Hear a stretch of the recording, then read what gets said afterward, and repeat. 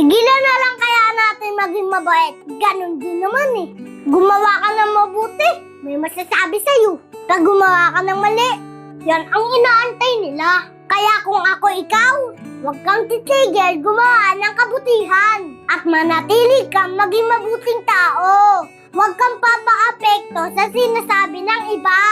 Lahat yan may masasabi, tama man o mali ang ginagawa mo. Ang importante, malinis ang konsyensya mo at alam mo na mabuti kang tao. Hindi na natin kailangan i-please ang mga taong mali lang ang nakikita sa atin. Hindi na natin kailangan nagpaliwanag sa mga taong bingi pagdating sa mga tama natin. Huwag mong baguhin yung sarili mo para lang ikatuwa ng iba.